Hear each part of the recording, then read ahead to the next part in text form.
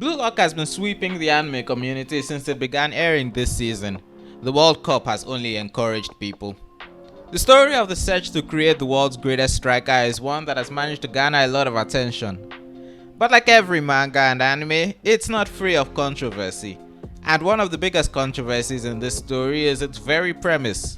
When Ego gathered 300 high school students and told them he was going to train them into Ego is capable of overcoming the odds and making one of them the best striker in the world, it understandably rubbed people the wrong way. After all, football is a team sport. How can being a self-centered egoist possibly prove anything? Wouldn't such a philosophy create a self-centered fool who fails to understand the importance of his team in the game? However, this criticism comes from a fundamental misunderstanding of how Blue Lock ties its themes of ego to the concept of teamwork and collaboration.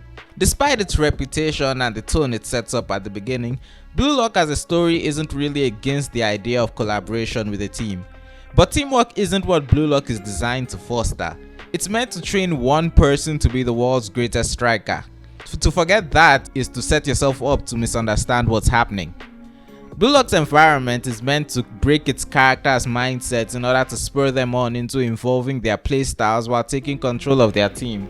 It's how Burū was able to take control of his team and force them to work together through his own skill. According to Blue Lock's philosophy, the most important thing to do to win a football game is to score goals.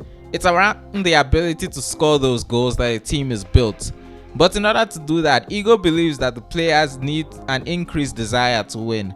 By forcing them into a situation where they are clashing with each other, it means that those with the strongest desire and ability to control themselves and their teams have the best chance of success. That's why the first round allows teams the leeway of one loss and one tie. Isagi states that a striker needs the ability to turn 0 into 1. That is, they need the ego, potential and skills to turn the 0 of Blue Lock's chaos into the 1 of scoring a goal. Once that's possible, the team's chaos will settle into a more proper attempt at playing football. But crucially, this means that those who can't find a way to score and find themselves simply relying on those who can for the whole of phase 1 will have significantly lower chances of passing the competition. While its Hunger Game-esque structure is extreme and unrealistic, at least to the degree you'd expect from anime, its main theme is focused on building the desire and drive to win, as well as making its players learn how they can improve.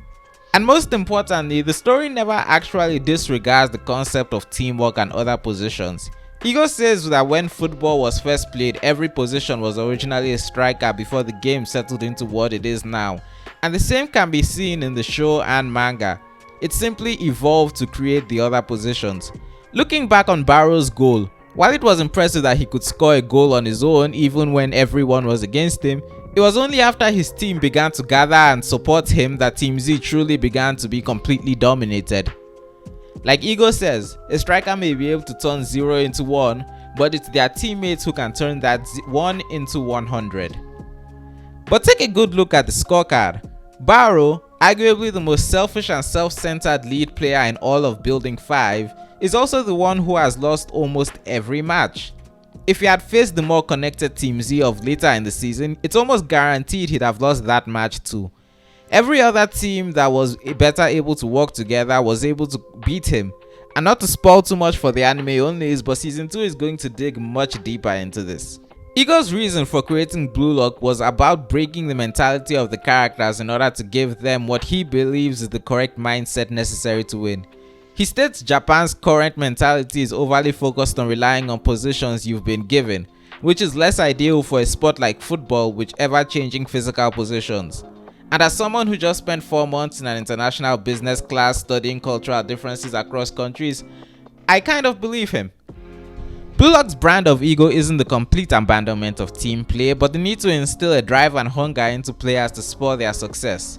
Once that drive has been so instilled into them, it can allow for higher levels of play, ones that are only enhanced by the chemical reactions of their playstyles working together to overcome obstacles. The story never tries to discount the use of other players and positions, and in fact on many occasions points out just how important those are for achieving true success. But those are stories for later seasons.